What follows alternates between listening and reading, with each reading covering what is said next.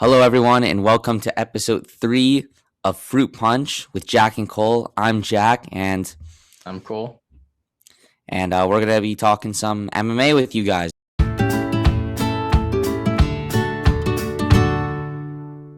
Okay, first things first. Big fights last weekend. Weird results. Kevin Holland, his win streak's over. His momentum's gone. Talked a bit too much, perhaps. He lost to Derek Brunson by unanimous decision. Cole, what are your thoughts?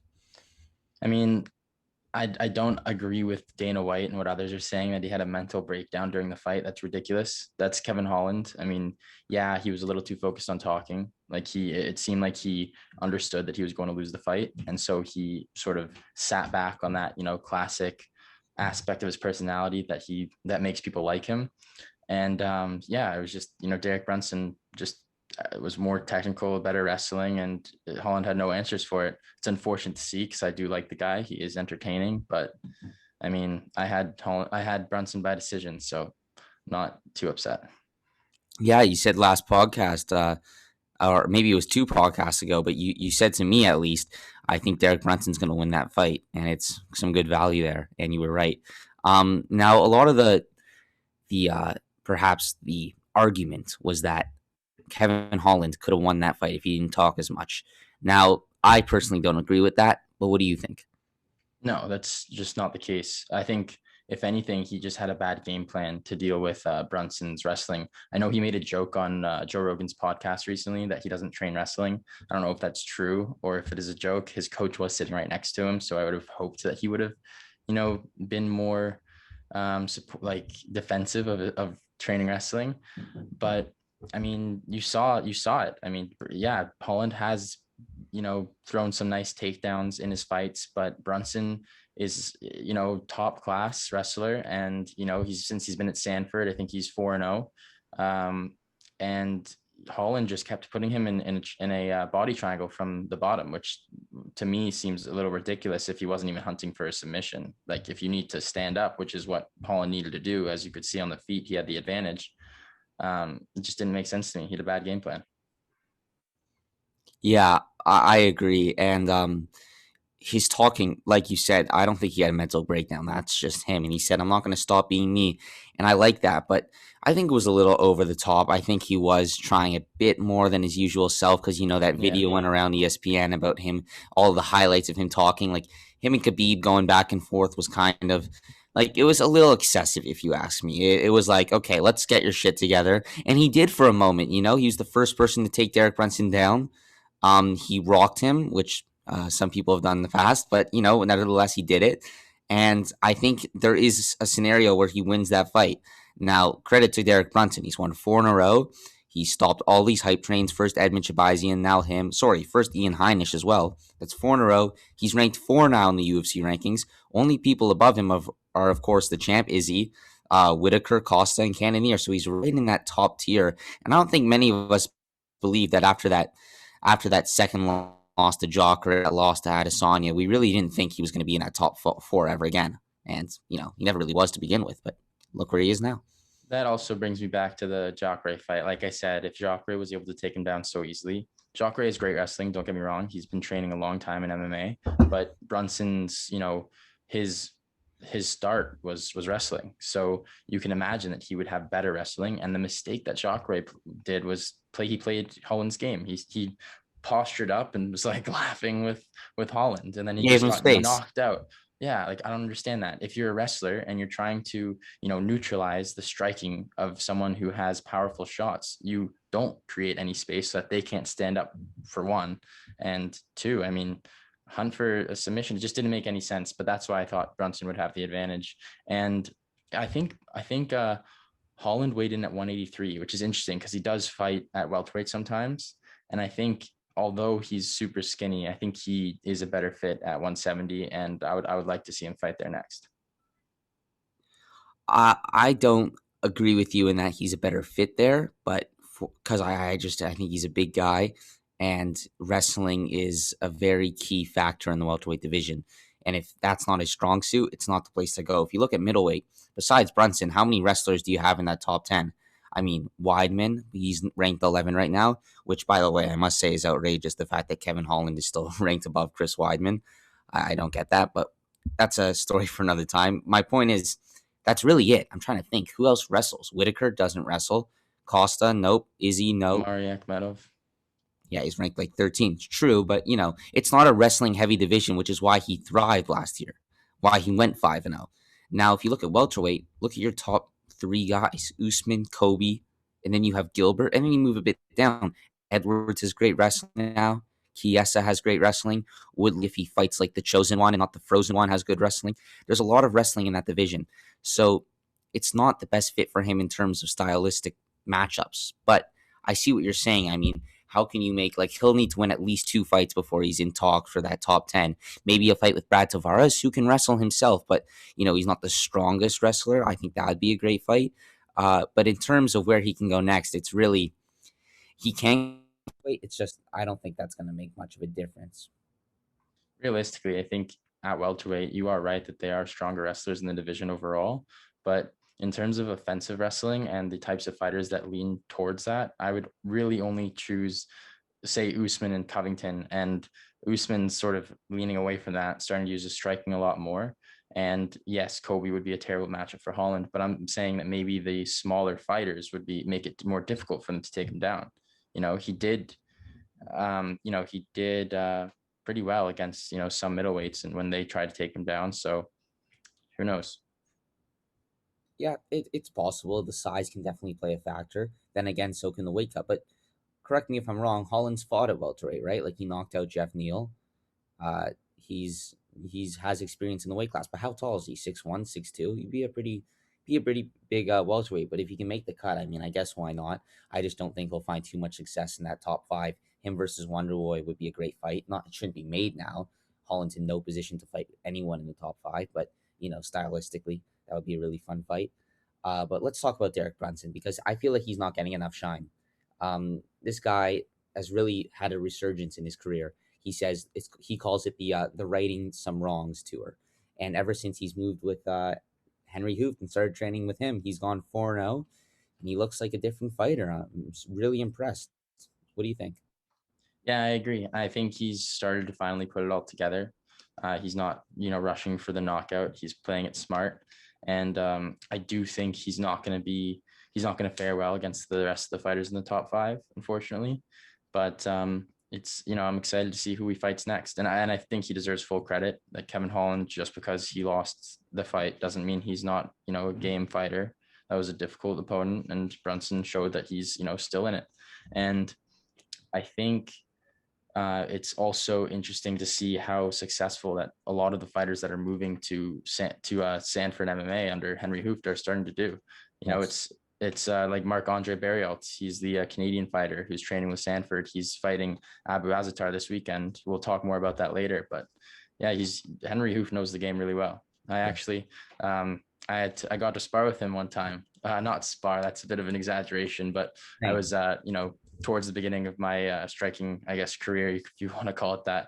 And at the seminar, there was no partners available because I went with two friends, and they were the older brother and of my friend and his friend. So I was the third one out, and Henry Hooft had to partner up with me. So I'm not saying I'm mad, but it was really cool to see the little adjustments that he had me do, and you could just see that he's really smart about the whole striking game, and not only that, but MMA as a whole. And this cute little saying, I think, what keep it simple, sweet.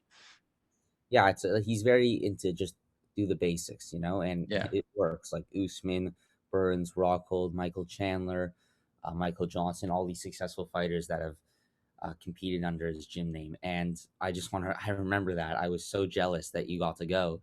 And I remember you telling me one of the things that he taught you was when he throws the hook, you don't do it like this, you don't do it like this, but you do kind of like a mix of the both. You know what I'm yeah, talking about? I remember you telling me that. exactly. I don't think you understood how back then how lucky you were to train with him. I don't think Yeah, you. well, I knew who he was. I knew he was like the trainer of Michael Johnson, but he's become a lot bigger since then. Yes, and yeah, I love what he's doing down there with his guys in Florida. And speaking of his athletes, Michael Chandler getting that title shot. kind of a surprise. Khabib obviously officially announced his retirement, but I think we all suspected that that happened 5 months ago, and we were ready to move on. I am a little surprised because Dana said he was going to wait till the end of the year to have a title fight in the lightweight division. He was going to keep the title vacant because he wanted them to fight it out, kind of like an unofficial tournament. So you had Dustin and Connor, who are probably going to do the trilogy. Chandler and Gaethje were supposed to fight. Then you had Nate Diaz, Charles Oliveira, RDA, Makachev. You have all these guys. Uh, and we're just going to see who the best one is. Instead, they're like, fuck that. Let's just go with the two of the top guys that aren't booked. I And think now, I think they really wanted to get Khabib back, and they were just trying to push it back as far as they could. Um, it was unfortunate. I'm surprised he's not, that 29-0 doesn't sit well with him. Like, come on, anyone in the right mind would want that 30. But it's what his mother wants, and he claims his mom, gets older every time he fights. So I understand where he's coming from. It's just sad to see. But hey, he might be in the running for coach of the year with what he's doing with yeah. his fighters. Yeah, it's although the coaching position is pretty easy for him considering all the fighters he corners are super high level. Yeah. So whoever he corners, he's probably going to find some success. But yeah, that'd be interesting. Kind of follow his father's footsteps. Another factor for why I think the UFC booked this fight between Oliveira and Chandler for the May 15th card UFC 262 was I don't think they had a fight. I think they were like it's one of those rare circumstances. In November of 2018, UFC 230, Madison Square Garden. Do you remember this? They had all these fights booked on this card: Poirier versus Diaz, Costa versus Romero, Rockhold and Weidman, the rematch, but they didn't have a title fight. So they tried to do Shevchenko versus Sarja Eubanks or whatever her name is for the vacant title, and everyone's like, "Come on, you can't have that headline MSG. What are you Yeah. doing?" So they ended up doing Cormier and Lewis, who had fought a month earlier. So this one was like, okay, who could we do? Yawn and Sterling. Sterling probably won't be ready by then. Who's available? Connor and Dustin are fighting in July, so Dana was probably just like, fuck, we got to put something there. Khabib's done. He made it obvious. Let's just do Oliveira Chandler. And that card is really fun. You have Tony Ferguson versus Beneil Dariush. You now have Jack Hermanson versus Edmund Shabazian. Shane Burgos versus Edson Barboza. And now Jacare's back. He's fighting, what's his name? Andre Muniz? Andre Muniz. Yes, that's a good fight too. He's a submission specialist of his own, right? He's got I some good believe so, jiu-jitsu. but not much Different. compared to Jacare. Yeah. But you know what? He looks like to be at the tail end of his career, Jacare. So, it makes sense that he's fighting an unranked, somewhat unknown fighter who I believe was on the Contender Series. But yeah, Jacare, he still has some fight left in him. I think if he doesn't give Kevin Holland 3 feet of space, he can win that fight. Um, so yeah, I'm excited for that fight. I'm excited for that card. But let's talk about some of the other fights briefly. Max Griffin, great knockout over, I believe his name is Song. I don't remember. Song Kanan or Kanan Song. It was really confusing all week long. They kept switching it. Yeah. I don't want to disrespect the dude. I just want to know his name. We're all the same though. He had no answers for Max Griffin. Max Griffin's really started to come into his own. I remember watching him earlier on in his career and being super irritated every time he was out there. And apparently he's gotten a mental coach and he's figured things out, and now he's looking great. And it was a beautiful knockout. Yeah, and that's two in a row for Max. What's his name? Payne. What I don't know. Griffin. Yeah, Max Um, Payne Griffin. I like the guy a lot. I followed him on social media for a few years now. I remember him getting TKO'd by Kobe back at UFC 202, McGregor Diaz, the rematch. And look how far. Listen, his UFC record isn't too pretty. He's still on. He still lost most of his fights so far, but he's looking really good lately. And he said, "I'm going to be a star." He called out Jeff Neal. It might be a bit premature. He's unranked, and Jeff Neal's ranked 11, but no doubt about it, that'd be a fire fight. And if Jeff Neal wants to get back in the game, get a barn burner, maybe a knockout, no better person to do it than Max Griffin, who has a win over Mike Perry, may I add. So yeah, good for that guy. Also on the card, we had Macy Chiasen. Is that how you say her name? Yeah. Uh, defeating Marion Renew, who we will get back to in a short while. Who else was on the card, Cole? There's just one other fight that I want to, or two other fights that I want to talk about. Sorry, three other fights that I want to talk about. Okay. I'll start off with least to worst. So I think Cheon Buys is her name. Not sure if that's correct. Against Montserrat, I believe. Mexican, all right? Yeah, and I had buys. I just, I like the relationship between JP and her. I wasn't too confident in JP buys winning the fight because Bruno Silva has been training with Henry Cejudo. But with that being said, I wanted her to win. I think she's better overall. But Montserrat kept putting her in that really irritating headlock and throwing her. And I was like, what So is going frustrating, on? Yeah. so frustrating to watch because it was the same move and it wasn't like a. It was very unorthodox. Like you've never seen it before. She kept getting caught with it. Yeah. As frustrating as it must have been for us, or I assume you had money on her. I was just watching as a fan, praying that one of the two, husband and wife got a win so they can celebrate. Um, but it was just like imagine her coaches. Oh my goodness, imagine her. I was just here. She works so hard to get up, and then she's back in the same. And it's one of those positions where you're not going to tap, you're not getting choked, but from grappling experience, it's just so uncomfortable. Her arms around you. You're already having trouble breathing as it is. You're exhausted. You're carrying her weight. It's just a brutal position to be in over and over again. And her husband didn't find any good fortune either. You said it was Bruno Silva, right? Yeah. Yeah, so not a good night for the buys couple, but they'll be back. Um, yeah, what's his name? Giannis had a great knockout. He looked amazing. He Some of the did. best boxing I've ever seen. I agree. He was really sharp, and same with Tate Tuivasa. He had Oh, that. He had Handsucker come in on late notice after Dontel Mays dropped out of the fight, and I mean Tai Tuivasa looked like he had a good training camp. He came out, ready to go, and shit, you see those fucking punches he was landing when the guy was on the ground. yeah, He wasn't and close to going out, but you could just hear them, and I believe it was Herb was like, it was. I don't want to disrespect this guy, Hunsucker, whatever his name is, but I think his parents' last name already did that for him. But he like the second punch, like first he got rocked, that one landed. The second one didn't even seem to like graze him. It was like very, very. Maybe I don't want to say he gave up. I don't want to be like Stephen A. Smith over here. And if I was fighting Tui Vasa, I'd for sure fake being knocked out or tap right away. But my point is, it just looked like it didn't land as cleanly. He definitely didn't go out. So, Tui Voss looked improved. That's two in a row. First Stefan Struve, now Hunsucker, whatever his name is. And a lot of that, I think you got to give credit to AK, right? yeah, absolutely. He started training there, and then he looked incredible against Stefan Struve, which you need a good game plan to defeat that guy, and Yes. they did it perfectly. And yeah, I mean they made adjustments probably for the guy coming in on late notice, and whatever adjustments they did make or didn't make, regardless, it worked. The other fight that I want to mention is Grant Dawson versus Leonardo Santos. It was very exciting, very close. I didn't know who was winning. I kind of had it 1-1 going into the third. But the way the third was going until the last 10 seconds, I think Leonardo Santos was going to take the fight. But then Grant Dawson stood up from the ground. Santos was on his back, going for a heel hook, and Dawson landed 3 hammer fists to his face, knocked out his mouthpiece, knocked him out with 1 second to go, 4:59. The craziest Who did you knockout have ever. money on? I had Grant Dawson, but in most of my parlays, but I did have a couple of Leonardo Santos. But the way the fights were going throughout the night, I did have I would have preferred to have Dawson win. So it was good. First. Oh, so you must have been like, that must be the most exciting thing ever when your fighter Yeah. scores a last second knockout, literally.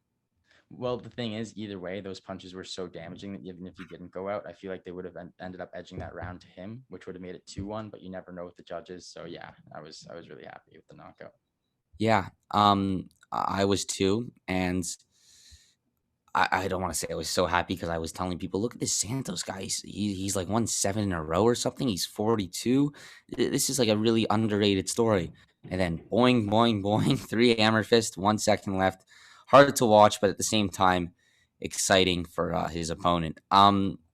Anyways, it was a decent night of fights. Gillespie and Riddell was called off due to some COVID-19 complications, which is upsetting because I know a lot of people, including myself and you, are looking forward to that. But I'm sure it'll get rescheduled. And now we have a huge pay per view coming up this Saturday. Volkanovski Ortega, the co main event, unfortunately out. Alex Volkanovski, the champion, tested positive for COVID-19, which is so upsetting because he actually didn't test. He got a negative test, then another negative test, It was like his third or fourth that was a positive. So he now has to quarantine for like a month, right? Then go back to New Zealand and then do another training camp. It's just brutal. And then Brian Ortega doesn't live too far away from Vegas, but it's also probably heartbreaking, you know. But I really hope it'll get rescheduled. I doubt it won't. What if they just do, 261, Jacksonville, Florida, four Yeah, title fights? I'd be down for that. I don't know if they will, but They won't. I mean, I would be down, of course. Yeah, Yeah, it's unfortunate. I mean, I guess they should have tested him again just because of the stakes. But the way it works is if you are exposed to the virus, and you're tested too soon after, it's not going to show. So it was probably the proper amount of incubation for the virus to actually show up in the system, which yeah, is why he's not fighting. Um, but fuck, it's so annoying. I fucking hate COVID so much. yeah, Um, but yeah, we should also talk about aside. So Grant Dawson, his knockout was crazy, and he was one of the up and coming prospects for a while before coming to the UFC. And aside from him, the other big prospect that I've been following is this guy Paddy Pimblett, who's been at Cage Warriors for a long time, and has looked great. He's had his pitfalls, but he's finally back on a winning streak. And I think he finished his last fight in 92 seconds or something like that, and he was finally signed to the UFC. So I'm really excited to see what he's going to do. It's another Irish star, and he does have a personality. So I mean that could turn into something big. yeah. It's really exciting, and I love it when prospects who really only the hardcore fans know the name. Yet the news is all over social media. Like every Instagram post was about this guy signing with the UFC. I remember this is kind of different, but when Ben Askren signed to the UFC, he was instantly like it was the biggest news of the week, the month perhaps, and he was on the poster. He had never fought in the UFC, and obviously Ben Askren had a more prestigious, as if you will, career than this guy. But this guy's he's really talented, and imagine they get another Conor McGregor. Imagine it would be crazy. But yeah, even if they don't, a star is a star, and this guy can be one. Let's not get to UFC 260 this weekend. We should go over some news. I told you I would get back to Marion Reneau, and I will. She is fighting I Miesha Tate. believe it's Marion Renault. Reneau, Close enough. July 17th. Uh, Probably Fight Island. Miesha Tate. I thought Miesha Tate was like the vice president or something of one championship. Maybe she's still under contract with UFC. I don't really know what's going on there. Kind of unclear. I never thought we'd see her return. Definitely never thought we'd see her in the UFC again. I'm really happy about this. And if she looks like she did in her prime, which uh, maybe she could, maybe we can see another title run for Miesha Tate. The division is somewhat weak at the moment. They can use a name like Miesha. And I saw this funny comment. It was like Miesha Tate probably saw that Amanda Nunes said once she became a mother, it brought out this whole new violence at her. And she's like, wait a minute, I'm a mother. And we'll see. Maybe it works. Maybe it doesn't. Probably won't. But Marion, how do you say, what is it, Renault? Yeah. Uh, she won that first round against Chiasen. She's definitely competitive. She's 43 years old, but if Miesha can get that win, Miesha's the kind of girl where she needs maximum 2 wins to get that title shot. She has the big enough name. She's a former champion. No one gives. I mean, she got battered by Amanda, but it'd be a cool storyline. I'd be in Yeah. for it. She definitely has a big name. Yeah. So speaking of one championship, and that where Miesha Tate works, you know who they signed just recently? Oh, the No? jiu-jitsu guy. Yeah, the Yeah. jiu-jitsu guy. Yeah, Gordon Ryan, maybe the yeah. best jiu-jitsu Best jiu-jitsu. Yeah, practitioner ever. Training under John Danaher in the Henzo Gracie Academy for who knows how long now. He's got his younger brother Nicky Ryan. They train alongside Craig Jones. Well, I guess George St. Pierre, if you count him. I mean, he's incredible, and I've always wanted to see him in his MMA career. His closest friend and arguably mentor as well is Gary Tonin, who I mean, is also one of the best jiu-jitsu practitioners yeah. ever, and he's been having a lot of success in one championship with his striking as well. So I would imagine Gordon Ryan's been training striking as long as Gary Tonin has, and now he's finally making that transition to one, which sort of speaks for itself in that he's ready. So I would love to see how he fares in the organization, and hopefully one day we'll see him in the UFC.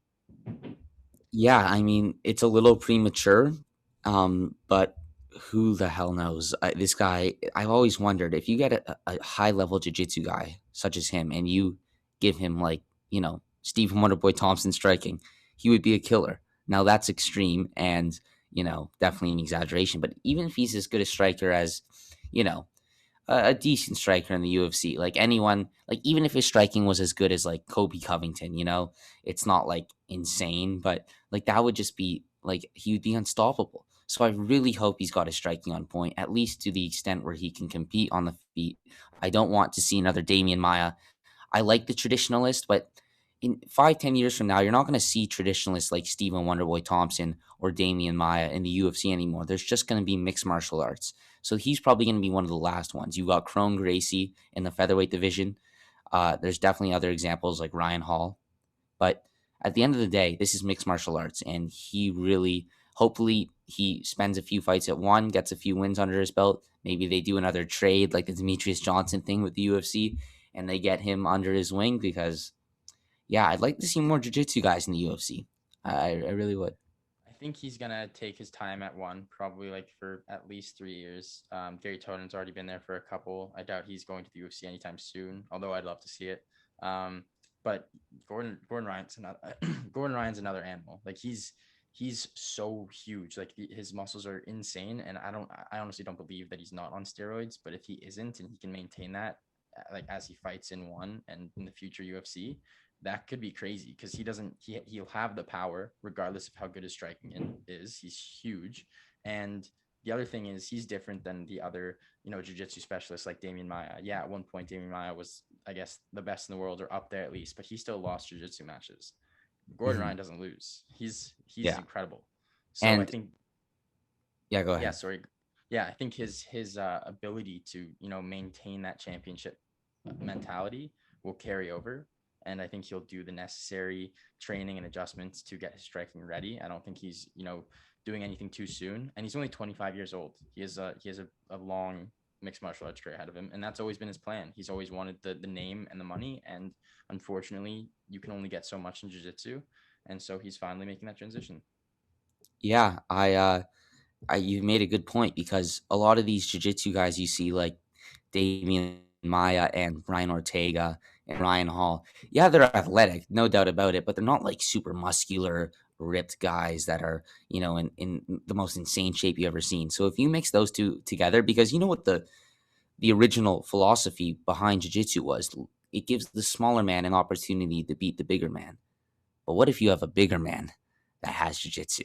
And that's what we're going to have. And what if he has striking? And he'll most likely have power because of the size. So that's like a weapon. And like that's literally he could be a killer. It's we have to see. It's a waiting game. We can't really judge until we see him in one. And even then, one's got really good competition, but I doubt they'll give him anyone super high level for his debut. Let him test the waters out. But who knows? They're giving Sage Northcutt Shinya Aoki in his second fight. I mean, they're not too nice over there. No. But yeah. Anyways, other news. We touched on it briefly, but Jack Hermanson and Edmund Shabazian. Uh, I just want to say real quick. I like the fight. I like the fight for both guys. Hermanson's a slight favorite at about -175 right now, -180. But in terms of rankings and who deserves it, Brunson is number 7. Edmund Shabazian is number 12, I believe. Brunson beat Shabazian. He finished him. He won very clearly. And then they offered him number 10, Kevin Holland. But they're offering Shabazian number 6, Jack Hermanson. So Shabazian loses, and he gets to fight someone ranked above Derek Brunson. Derek Brunson wins, and he's fighting someone ranked below him. I don't know how they do this, but it's just like the ethics of this whole thing are ridiculous. Shabazian should be fighting Omari Akhmedov or Kevin Holland. he should not be. I like Edmund, and I was cheering for him against Brunson, and he wanted to be the youngest champion in UFC history. Probably won't happen, but I watched him knock out Brad Tavares cold. I was there live. It was scary. One of 2 head kick knockouts that night. Shout out to Kevin Lee. And I was just like, wow, this kid's gonna be something else. And when the odds came out for him versus Brunson, I'm gonna be honest, I thought they were fair. I thought this guy should be a massive favorite. Brunson's the kind of guy who will never win more than 2 fights in a row, and then he gets knocked out, Shabazian. So Yeah. listen, it's the game that they play. It's like no other sport. Anything can happen at any given moment, but it's not like Brunson just caught him. Shabazian maybe won the first round. Second round, got battered, almost finished. Third round, he did get finished, less than a minute in. Credit to him, he was tough. It was his first real competition, but it proves there's levels to this. Yeah, honestly, I think it would have been more interesting to see Holland fight Shabazian because they both came off Yeah, the loss to Brunson. Of course, they booked that Hermanson fight before the fight this past weekend. But yeah, no, Jack Hermanson deserves a higher ranked opponent. I think it would actually have been cool to see him against Kamzat. I wouldn't have been smart from the UFC's perspective if they want to build Kamzat because that is a dangerous fight. Hermanson is good on the ground, and aside from that, you know what I just actually realized? Rockhold's coming back, and that's what I. he's being trained by Khabib, right? His wrestling, I'm sure, has always been strong, but might even be stronger. And I think that would be a crazy fight, him against Kamzat. Oh, I thought you were talking about Hermanson. No, No, no. Kamzat. Well, we're going to talk about this. We might as well talk about it now. But let's get back to Rockhold. Kamzat Chimaev, who recently retired, said he was back. I'd like to say it was the quickest retirement in MMA history, but that's probably incorrect. We've had some very false retirements, like Conor McGregor. I think he's retired 3 times. It's ridiculous. I don't think they know what retire means. I mean, Miesha Tate at least retired for a few years. George St. Pierre at least retired for a few years. I don't know what this whole thing is about retiring for a month. Anyways, back to the point. Comes at Chimaev, wants the fight in July. Neil Magny, I love the fight for the UFC because he'll probably defeat Magny.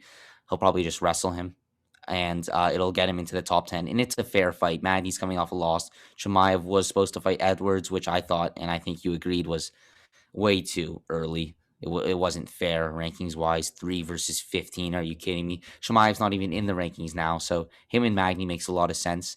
And yeah, he'll return at welterweight, or at least he should, and he wants to. The way to do it isn't to go from middleweight and then to welterweight. If he does what he says he will, he'll get to middleweight. He'll get to middleweight. And it'll be a champion versus champion matchup, and that'll be the biggest fight. So yeah, I don't think he should fight a middleweight. But let's talk about Luke Rockhold. You could talk about Khabib. Talk about Khabib's his coach. What's going on with that? Yeah. So, I mean, Khabib's finally officially retired. Officially retired. He already was, but Dana White's officially announced he's stopping chasing him. They've had way too many dinners. They're both so fat, but that's irrelevant. Khabib's actually looks like he's going DC route right now. He's talking shit about DC getting fat. Khabib's getting fat. But yeah, no. So he wanted to be part of Rockhold's comeback because they're close friends from training at AKA, and I think that'll be super interesting to see. He's already Rockhold has been training under Perillo's striking, and if you combine that with Khabib's wrestling, I mean, you've got a weapon that already was super dangerous, Yeah. and he clearly has that hunger back, which is why he's coming, back to fight. And right again, it wouldn't be smart for the UFC, but I would love to see him against Kamzat. I just think that would be a crazy fight because you're actually testing Kamzat Chimaev against someone who can actually, show, some fucking talent as opposed to Gerald Mearshart. No offense. But yeah, let's also talk about the other fight bookings. Like bantamweight's crazy. I just want to touch on Rockhold real quick. Yeah. I agree with you. He's just like the perfect mixed martial artist. Great jiu-jitsu, great wrestling, great striking. You can attribute that to his training with Khabib, Javier Mendez, and then Henry Hooft, and then his rivals coach, which we spoke about earlier on one of the podcasts, Jason Perillo. So he's just like he's a true mixed martial artist. Too bad you can't condition your chin, because if you could, he might be unstoppable. If you look at all his losses, he had one before the UFC, but forget about that one. That was all knockout. He lost to Vitor Belfort, which was, a juiced Vitor, but nevertheless a knockout. Then he lost to Bisping, which was a knockout, who had one eye. Let's not forget that.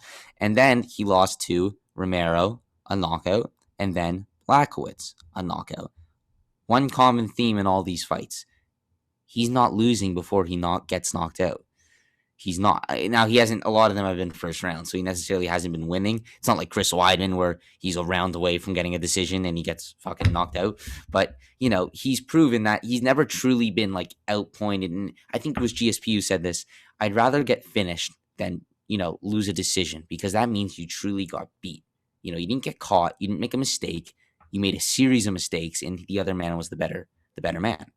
I know you want to talk about bantamweight, so let me just say my point.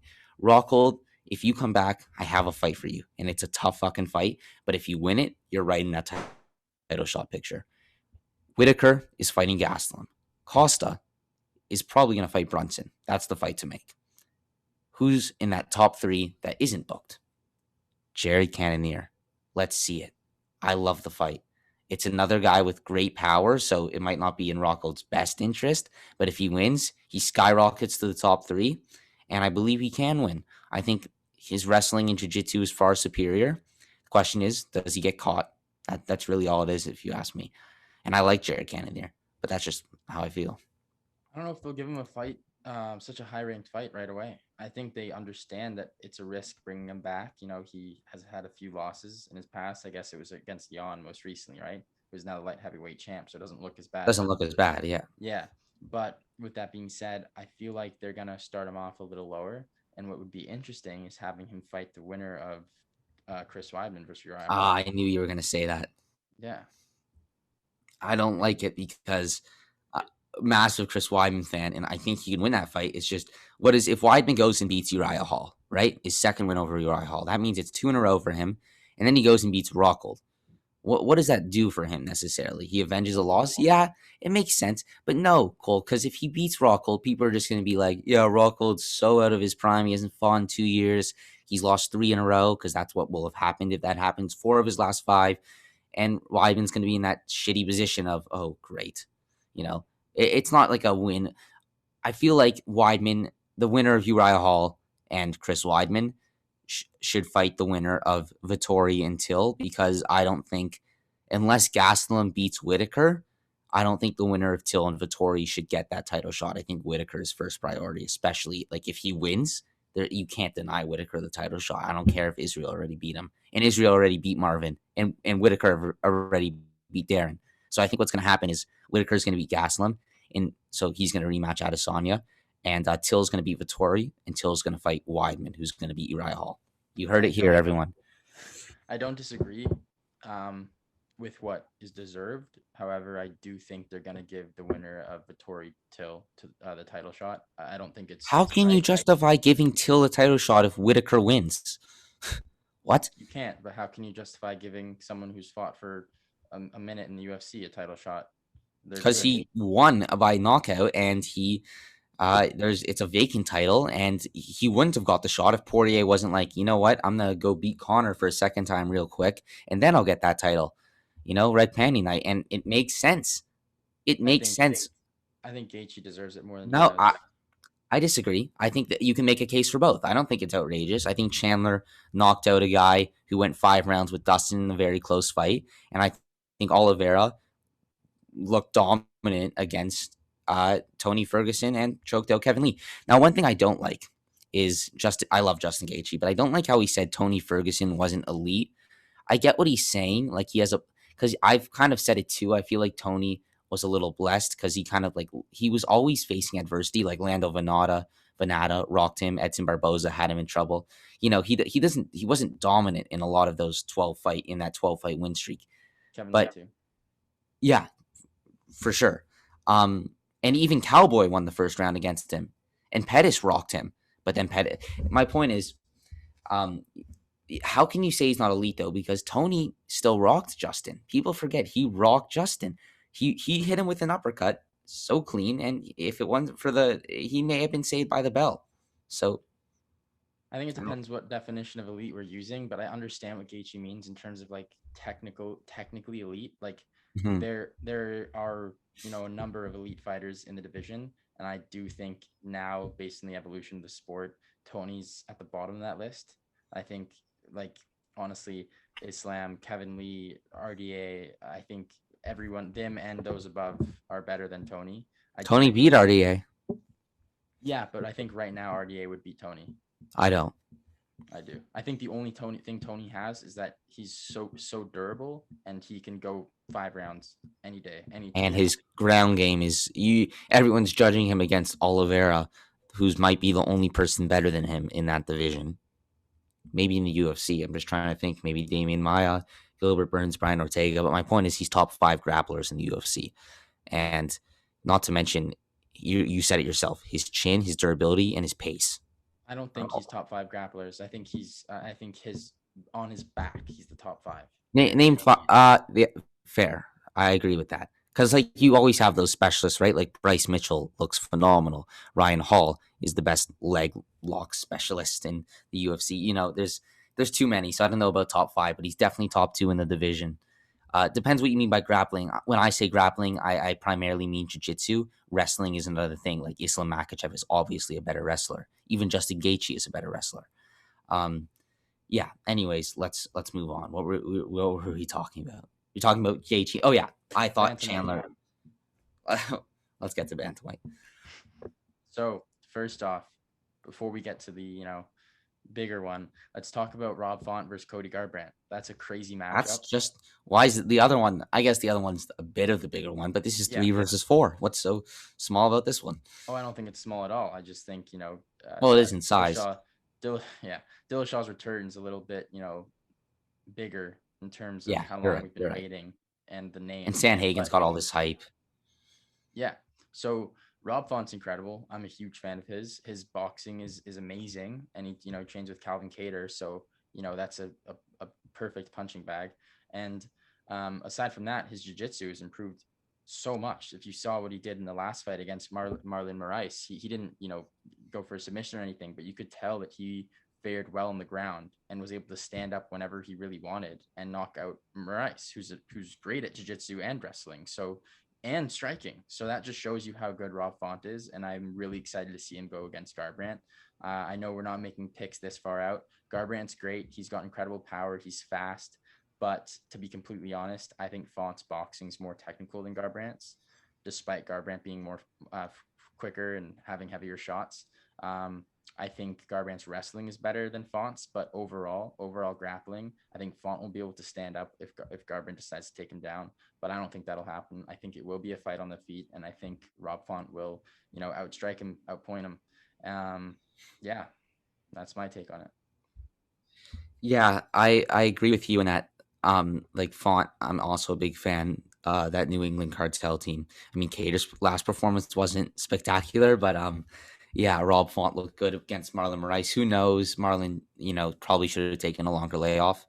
He went from October 17th to December 19th, got knocked out both days. I mean, pretty stupid on his part. But yeah, nonetheless, he knocked out Marlon Moraes in the first round quicker than Cejudo or Sandhagen did. And he did it with a jab.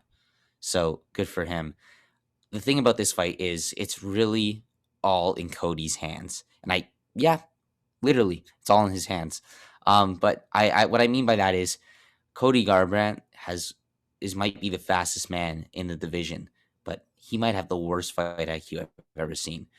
When he starts swinging, it's just like, what are you doing? Like, why? I think he could be TJ. I think he could be Pedro Munoz. And I just he even did it. People talk about, he's improved with Mark Henry. He has a better haircut too. But when he fought Rafael Assunção, did he improve? Was he not swinging for the fences? It worked out for him, but I didn't see much different. It's kind of similar with Ngannou. People are like, Ngannou's all improved. He's so much better. Yeah, where? How? How do you know this? It worked out for Cody. He played the same game he did against Munoz and Dillashaw, and it went his way this time. If he plays that game against Rob Font, he can win. I don't see it going his way. And Rob Font's a slight favorite now. I just want to say real quick, take him down. Take him down. That's it. He has the jiu-jitsu and he has the wrestling. Take him down. Who do you want to take down? Wait, who do you want to take down? I want Cody to take down Rob Font. Why would Rob Font take down Cody? I think, honestly, Font's jiu-jitsu is better than Garbrandt's. I think Garbrandt has a wrestling advantage. No, I disagree. Cody's... Also, if Garbrandt fights the way he fought against Cruz that one night, he could beat anyone in the division. But Yeah. I don't know. I mean, it's interesting, and that's part of the reason why I'm so excited for these fights, because it's going to show a lot. It's going to tell us a lot, both of them. Because the other fight, as we were hinting to, is T.J. Dillashaw's return after his layoff from steroids against Corey Sandhagen, both from Colorado, and they've seen each other in training a lot over the past few years. And apparently, Corey Sandhagen, when he was in the amateur organizations, he beat TJ in training like Yeah. more than once. And so that's going to be super interesting because, I mean, if anything, Sandhagen now moving into the UFC and being a pro fighter has only gotten better, while Dillashaw has, lost his ability to use EPO, and he might have worse cardio.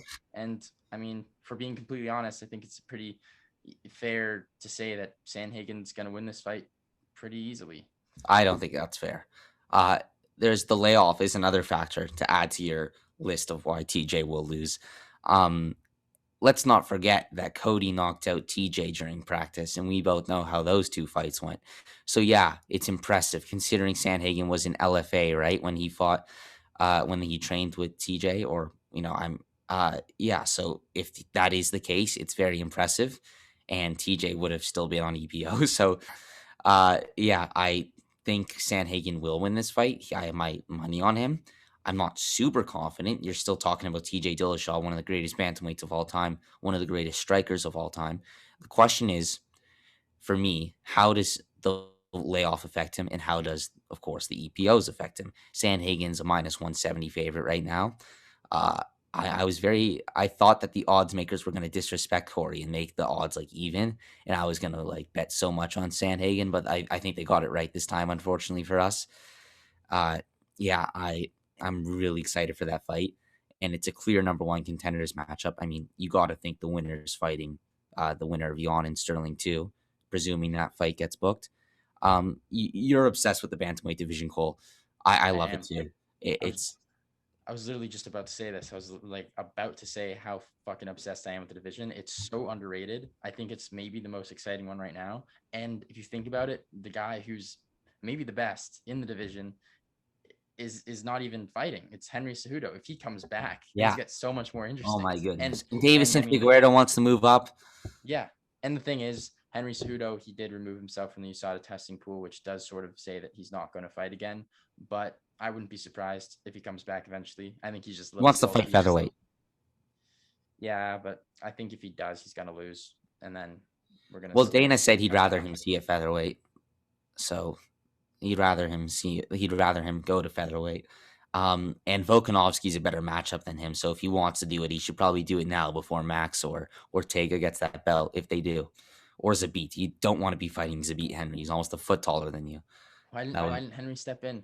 We could have gotten a because nice fight. Henry talks the talk. When has he ever stepped in? I don't remember. Um, yeah. Just to build off that bantamweight, uh, another fight that we should probably book, as the UFC matchmakers. We know they watch these videos. That's how they get their shit together. Is Jose Aldo and Dominic Cruz? I mean, 5 rounds. That would just be a fight fan's dream. It kind of be like GSP and Anderson Silva, just way less hype.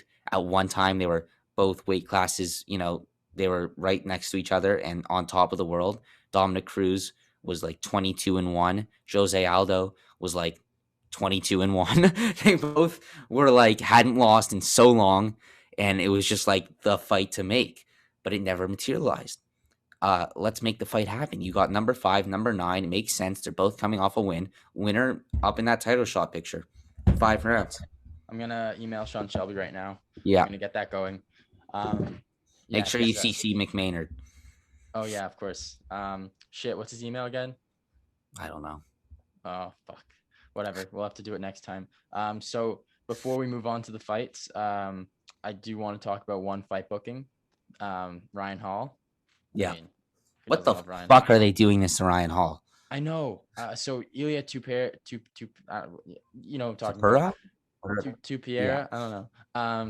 Yeah, that guy. He's really good. He's Spanish and Georgian. He's Yeah. got that Georgian, style wrestling, and then that You love Spanish the headlock. Georgians. It's always every episode. The Georgians are taking over. I do have to say, Roman Delice, Georgian fighter, fought on the card this past weekend.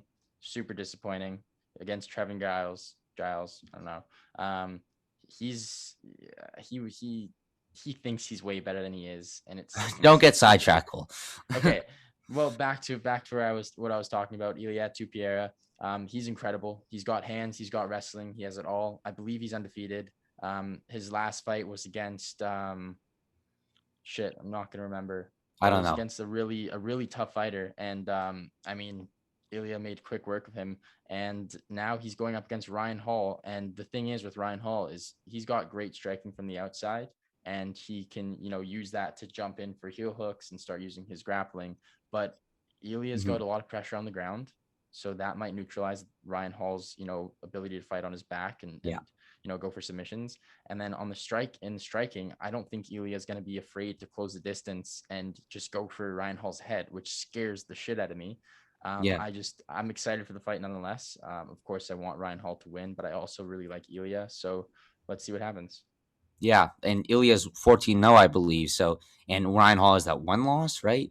So it's like one of these fights where you can't really picture either guy losing, but one of them will, unless it's a draw or a disqualification, which wouldn't be out of the ordinary these days, or a no contest. But No, let's never. talk about. I know we're jumping around and we're kind of all over the place here, but I forgot to say this about Cody Garbrandt. He beats let's say he beats Rob Font. He wants to fight for the flyweight title. It's kind of bizarre. Like I feel like if you're willing to fight one more time and not wait for your shot um against Figueiredo Moreno, which believe me, he would get if he waited, Cody. He has the name, and the only other contender would be Askarov, who missed weight in his last fight. So it kind of be not fair to give him the fight. So he can wait if he wants, but why isn't he fighting like a flyweight like Pantoja? See if he can make the weight. Perez is fighting Schnell, but I think it should have been Alex Perez and Cody Garbrandt. That should have been a 5-round main event, but this fight is a better fight. It's just I feel like it makes more sense for the divisions. But I just want to get that out of the way. Let's do our picks. We're going jumping right into picks. Yes. I mean, not Okay. right into it. The podcast has been going on for an hour, but yeah, Okay. we will go to picks now. So I guess we'll start from the bottom. Of the main card, I have Yes, to be somewhere. of the main card. Actually, you know what? Scratch that. I don't want to start from the bottom of the main card. This whole card is so fucking small. There's only a few fights that I'm really interested in. Unfortunately, one of them There's is only a few fights. yeah, not on the main card. Yeah. Unfortunately, Alonzo Menafield versus William Knight. That was going to be incredible. They're both huge. Is that off? Dudes. Yeah. William Wait, Knight's when? out. I think it was today or yesterday, but William Oh Knight's out shit, because I of didn't see COVID. that. And this guy who's 4-1 is stepping in, not nearly as good of a competitor as William Knight is compared to Alonzo Menafield. I'm sure it'll still be an exciting fight. I did have William Knight, but that's irrelevant. Another fight I want to talk about: Julian Robertson versus Miranda Maverick. Miranda Maverick's a really good fighter, and so is Julian Robertson. But Julian Robertson finally has her training camp properly set up again with Dean Thomas, and they're living in a fighter house, so she's getting in a ton of training, and I'm excited to see what Dean Thomas was able to do with her. She's an Canadian, right? Yep. And this other fight I want to talk about is Marc-Andre Barriault. We mentioned him earlier.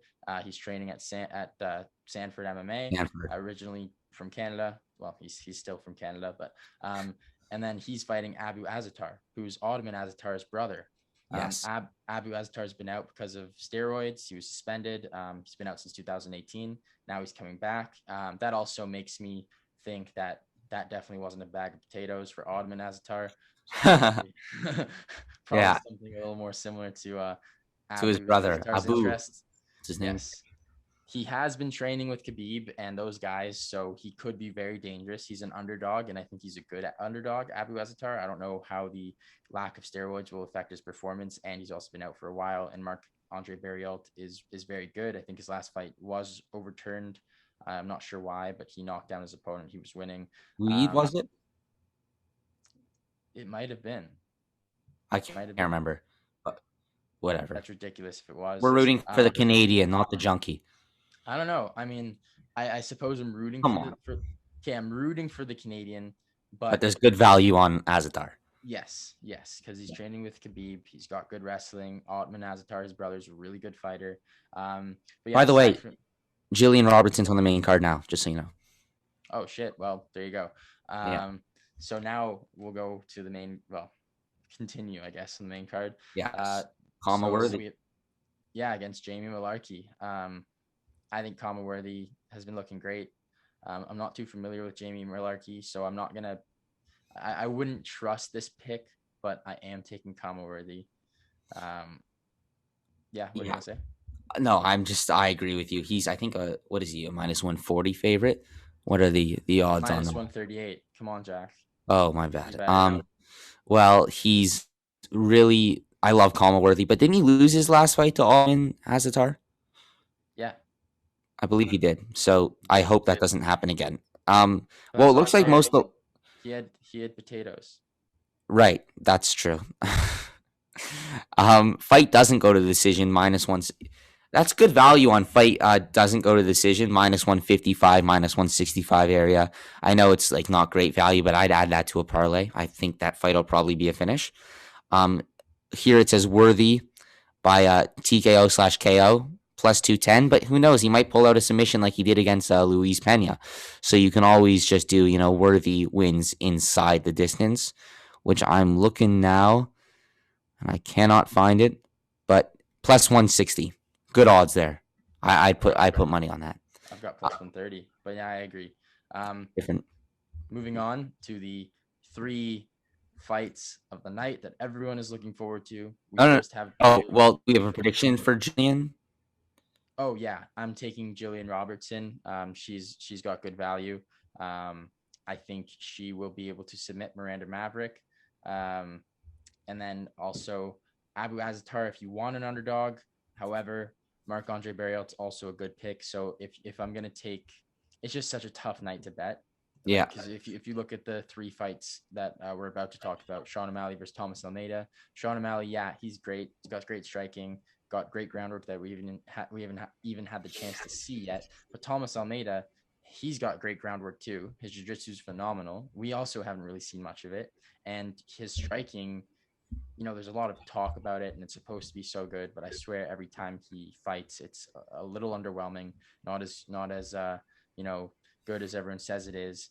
And I mean, that's what's scary about this fight because we don't know what kind of Thomas and Lane is going to show up. If he is going to come into, his, live up to his potential and, put Sean O'Malley away, which is very possible, or if O'Malley's going to, control the fight from the distance and outstrike him.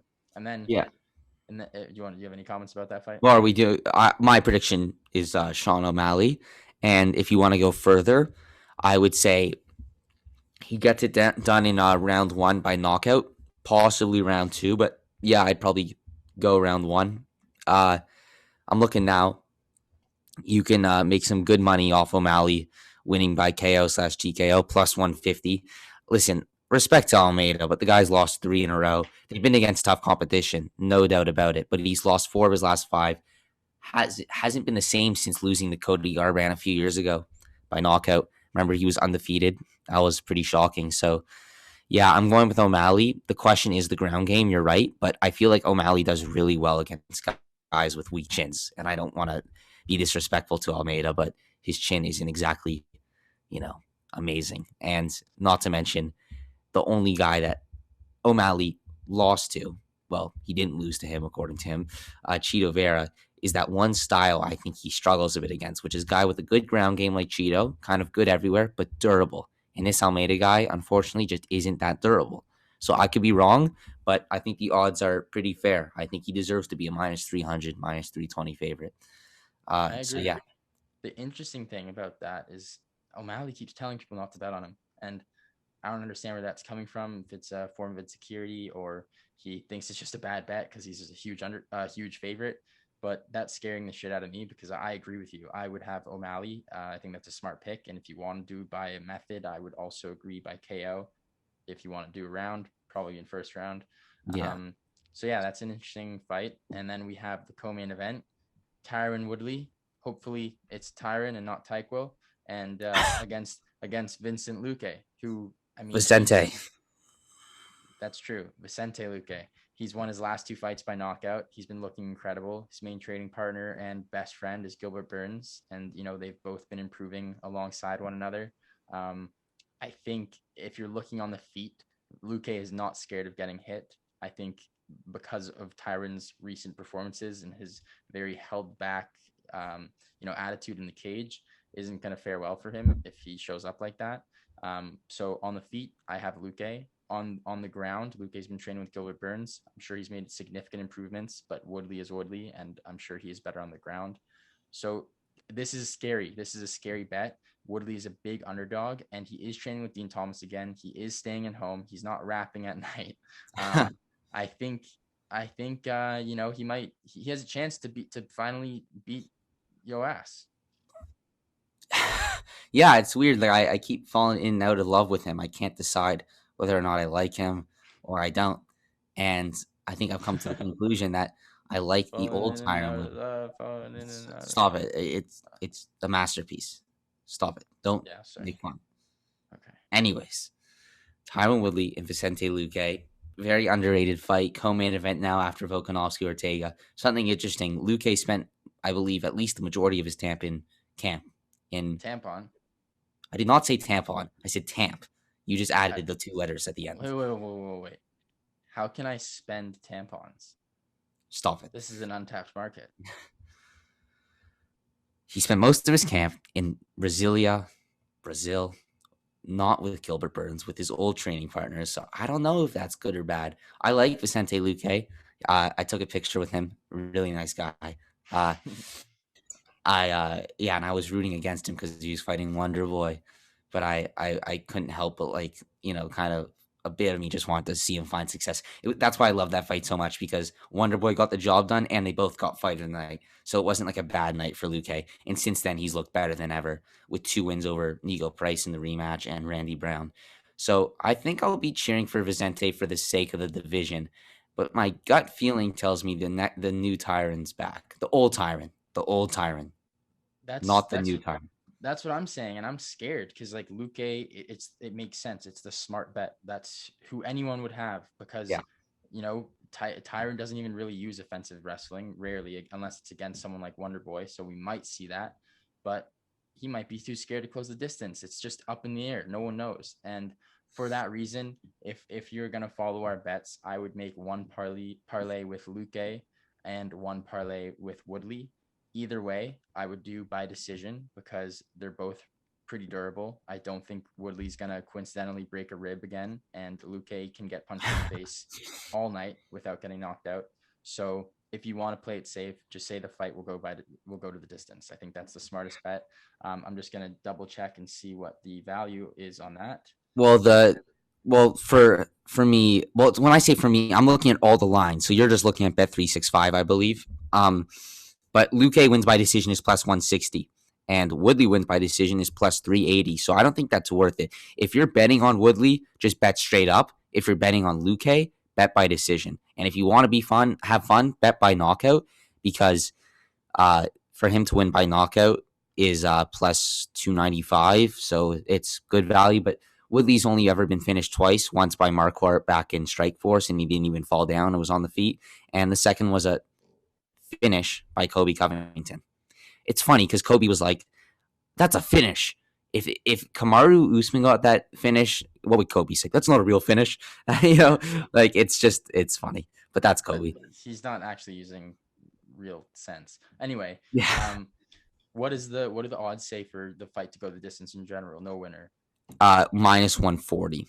So that's a good pick. I think that's a good. It's a good pick if you add it to a parlay. Straight up, I don't. Yeah, of Because course. this is the thing. For me, I don't usually bet a lot of money, at least per one bet. I won't make more than a $50 bet, and that's even rare for me. So for me, it's got to be worth my while. I'm not just gonna bet because like these bets where they're like in the minus range, you have to bet a lot of them to make it worth it. Like a lot of money, like $100. How much does that get you? $60. Yeah, but Something like that. if you're doing a Jillian Robertson by submission at plus 300, a Mark Andre Barrialt just in general, and I'm literally putting this together right now, and a comma worthy just to win in general, and a Sean O'Malley to win by knockout at -120 on Bet365 at least. And then if you have the fight going all the way for Tyron versus Vicente Luque, and last but not least, the Stipe Miocic versus Francis Ngannou fight, which in my opinion is going to go very similarly to how it went last time. I think Stipe is going to win. And in fact, I think he may even win by knockout this time. I don't think it's worth choosing the method because he already is a +100 underdog. So I would take him as is. And with that being said, that's 6 fights. That's or 6, I guess, picks. And that's plus 8,605. If you do a $10 bet, you win $870. I know I'm doing that. I might do a few, adjustments. Might do like multiple parlays at $10 and switch things up. But I think that's a good bet. And if that works out for anyone listening, you're welcome. And if it doesn't, I'm sorry. Yeah, I for this main event, I said it before and I'll say it again. How has Francis Ngannou gone better? You got to explain to me. Yeah, he has more experience, 2 minutes more experience. He's training with better people, and I like the guy, and I want to see him fight. I take that back. I don't want him to see, because success for him in this fight means Stipe going out cold, and I do not want to see that. That's the thing. So I don't think he's gotten better as a fighter. I mean, he may have, but it'd be by such a small margin in the last year compared to his overall 3-4 years training in MMA or something like that.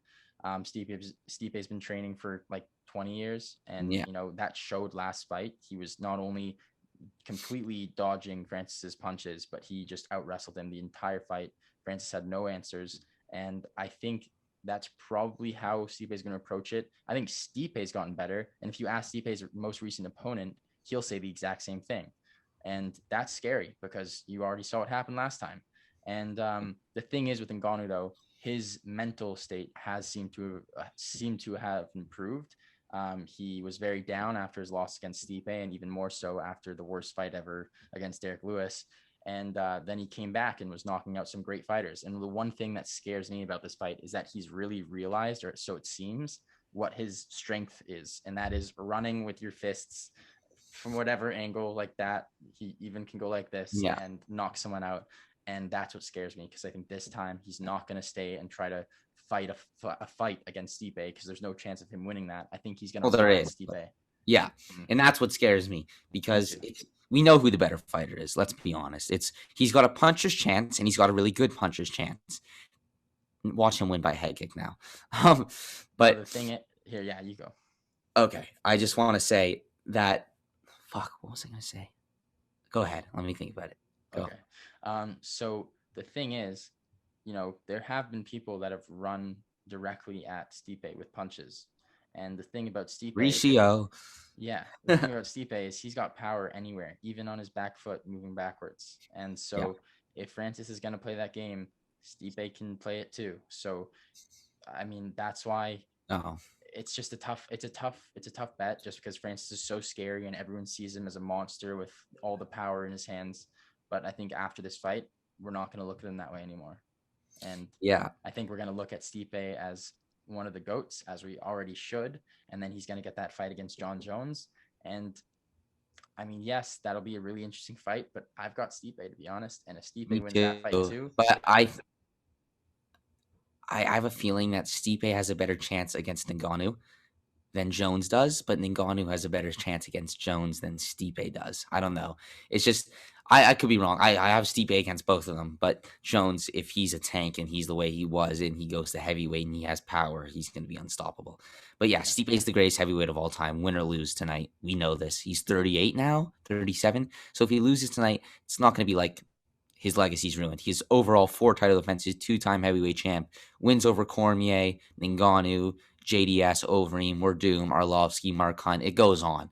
Yeah, and unfortunately, he was knocked out by fucking Stephen Struve, but whatever. Let's forget about that. He's only on avenged loss. Yeah, and if he beats Jon Jones, he's the GOAT. That's my opinion. I don't think many will be able to argue with that. But I am saying that I only think he'd beat Jon Jones because of the way that Jon Jones has looked in his past 2 fights. And he's not going to be, I mean, if he's jumping right into heavyweight, he's not going to have time to like feel out the division, He's going right in there. But he's doing it the right way. He's building muscles. I agree. Stipe's going to be smaller than him. They're the same Yeah, height, but he'll have a smaller reach and he'll be smaller in weight you're if he right, and I continues know, this. and I know MMA math doesn't exactly work, but I think if Stipe can lose against DC, he can obviously lose against John Jones. Yeah, And if John Jones is the old John Jones because he's found that new fire, because he started gaining weight and the move to in heavyweight's a good exciting, way. yeah. Yeah. And if that's the case, then yes, I do think John will beat Stipe. But if he fights like he did in his last two fights, I think Stipe has Yeah. that. And I yeah, I remember. yeah, Do you hear Ngannou say that he didn't hit Stipe once cleanly? yeah, I think that's pretty. What? I saw it. Why are you taking anything away from yourself? You did hit him cleanly. yeah. I guess what he's trying to say is, if I hit him cleanly, he'll go out. But like, what you should be No, saying no. is He what? he hit he hit Stipe more cleanly than he did the last two guys that he knocked out. Yeah. I don't know about that. Rosenstruck. That's the thing. People, when he fought Rosenstruck, were like, that wouldn't work against Stipe. But I don't know. Maybe I doubt it. But like, it's a scary fight. It's one of those fights where you're gonna be like on the edge of your seat. And another, I just want to talk about odds real quick, Cole. Stipe. I literally can see him win by knockout. I can see him win by decision, and I can actually see him winning by submission. I can see it. So do I. And the odds are plus 1,800, plus 1,400. Like, that's really good odds. Just for fun, I might do like a $10 bet on that. Why And not? that's not MMA math. That's simple math. Stipe can win by three different ways: submission, knockout, and decision. And Ngannou can win by one. exactly. So it just makes sense to take Stipe as a plus 100 underdog. And as you were Yeah. saying before about how Francis would be a worse fight for John Jones than Stipe would, I agree, because John Jones technically, he should be better than Stipe everywhere if he fights like Yes. John Jones should fight. And I don't the know if thing he'd is, be better on the feet. Maybe. he would be. And the only difference is being able to take those punches because he hasn't felt them before, which is the question that's up in the air. We don't know. But if he does, even if he gets hit, I think John Jones would still be able to get that win if he fights the way he should, as I said.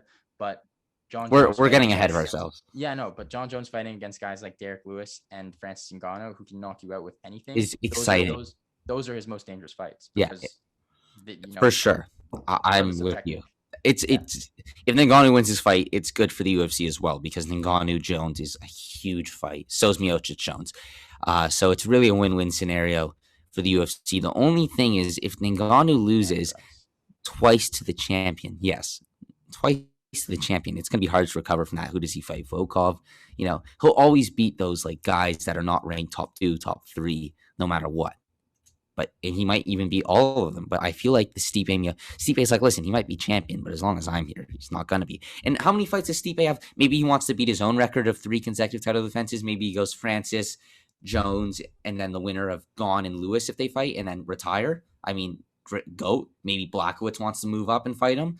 Who he said he was interested in heavyweight. Maybe by some miracle, Izzy becomes the double champion again. Not again. Tries again and is successful this time around. There's a million scenarios. Maybe Brock Lesnar's like, okay, let's do this. No. Cain Velasquez maybe is like, I'm the greatest heavyweight of all time. There's a million scenarios that could go down. I Oh, think this is insane, Cole. I'm sorry to interrupt you. This is yeah. insane. How did Stipe Miocic win his last fight against Ngannou? How did the fight go? He won by decision. Yeah. Miocic won by decision. Miocic wins by decision is plus 420. What? Go pound that money line. Yeah, That is honestly, good it's odds. ridiculous. But yeah, no, like we were saying, if Ngannou does lose, who does he fight? I would like to say the winner of Lewis Gone, but If it's that fight just happens, you still have Volkov in the mix. yeah, I would like to see that. That would make sense. I think it would have to be either Volkov Gone or Lewis. The thing is, I don't know if they'll do a Lewis and Ngannou fight again if Lewis wins, so they might have to do Volkov. But that's mean to Volkov because he looked great against Yeah. Overeem, and I don't know. We'll see. There's a lot that can happen, as you said, but I'm excited, and Yeah. everyone else should be. This is what you do. Miocic and Ngannou too. That's happening this weekend. Jones fights the winner. Meanwhile, Blades and Lewis and Gone fight for that number 1 contender spot, and Volkov fights the loser of Miocic and Ngannou, and let's see what happens there. And then maybe you do Curtis Blades versus Jairzinho Rosenstruck, and that's your Yeah, division sorted out. You have what's that guy's name? Chris Dacus, Dawkins. Chris Dawkins, Tom Aspinall. Walt Harris is fighting Marcin Tibura, who won 4 in a row. The division is fun right now. Ben Rothwell has a fight with Ben Roth. Do you see the exchange he had with Stipe? Yeah. Yeah, he's like, that's where I'm at now. I'm fighting Philip. Don't mean Ben to, Rothwell. Oh, I felt because he's like, who's your Stipe's like to Ben Rothwell. He's like, who's your fighting? Ben Rothwell's like, Philip Lins, and Stipe like doesn't respond, and Ben Rothwell's like, so yeah, that's where I'm at right now. Yeah. And Ben Rothwell's actually a slight underdog in that fight, which is, I think, bad. Me too. Lins is 0-2 in the fucking Take UFC. Rothwell. Yes. But yeah, that's the end of our show. Please subscribe. I do want to say, I started off with a mullet again, and somehow it turns into this. It's come out. This is. Yeah. It's Let's do a time lapse. It's like a flip book. Just go through. Don't go too quickly. It is a long podcast, but if you want some extra entertainment, just make the just look at his hair times 4 and just go. Yeah. I might get a haircut. Yeah. It's getting tough. I enjoy it. It's in my mouth when I'm brushing my teeth. It was a good podcast, and I think we're done. Please subscribe, hit that like button. MMA Island TV. Thank you to. Are you gonna put the link down there? Do you know how to do that? The like button. Oh, the like button. You should do that thing. Where they put the subscribe thing on the. Click the button. They put. It's too much. It's too much trouble. Yeah. Okay. Well, you guys know where the subscribe button is. We'll be back next Wednesday. Finally, we did it on the right day. I hope you guys enjoyed the show. Have a great Wednesday night. Next time we see you, we might have a new heavyweight champion, but I doubt it. And I might have a haircut. Yes. Crickets.